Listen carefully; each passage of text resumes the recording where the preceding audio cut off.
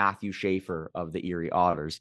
Really random, I know, but the reason I'm bringing this up was I was reading and I saw an interview with him and Sportsnet Sam Constantino, who's obviously very good at the prospects. That's kind of his bag. And Matthew Schaefer is a born leader. Just the conversation he was having. Now, he broke his collarbone in the World Juniors this past year against Latvia, and hasn't played since. I think it was projected to be out about 3 months or so. So he's going to be out for another month at least. And you see him in the room with the boys, reading the lineup cards, the way he's talking to Sam Cosentino, just happy, very like high level conversation and leadership. You can see it's not just like, yeah, I'm with the boys, it's exciting, but happy to get back. He's really articulating his answers, and you'll have to go watch the clip. It's like a minute and a half long, if that. And you can just tell he is going to be a number one player on any team he gets drafted to.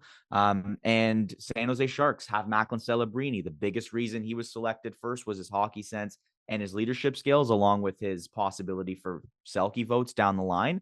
I can imagine Matthew Schaefer on the back end with Give Macklin me, Celebrini give and Will me, Smith.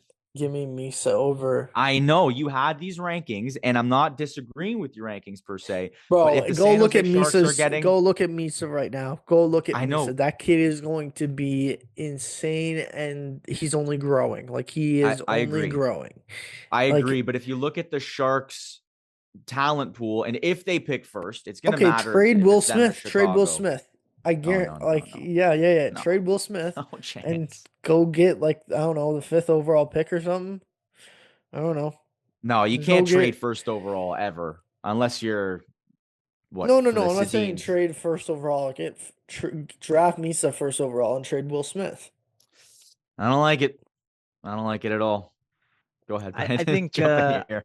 I think Alex, you're onto something with I think it's very especially in a year like this where there's a lot of, in the NHL there's often and it kind of goes back and forth. Like you have number one guys who are like, this guy is the best player in the draft, no doubt about it. And nearly every team that gets an opportunity to draft him would take him. In this year, it's been very much more wide open, and we see this from time to time where it may be just more dependent on who wins that lottery. If you're a San Jose Sharks, you feel good about the young players that you have up front. You go and you take a Schaefer who's clearly going to be the best defenseman available in this draft, great leadership skills as well, and is going to be somebody that you can continue to build a team around. But if you're Chicago and you get the first pick and you still feel like you have no talent around Connor Bedard, you have I think their second overall pick last year, Levchinov was a defenseman. Mm-hmm. So I mean, you've kind of started to build. You got maybe I two think you go cornerstones. if you I have think you this go. I think you go Misa if you're the if you're Blackhawks. You Chicago, I don't know about that. I think you go Schaefer on the back end. Because yeah, I think San Jose goes Misa and I think Chicago goes It's the complete opposite. yeah, But hey, that's okay. I think I so. don't hate the idea. I just think that in the NHL, like if you have younger talent up front, I think you can kind of, at least for a shorter period of time, put together a more solid defense group than you can the opposite. Like if you start to build, if you get two or three or four young defensemen, then you kind of have those guys and they've got to build.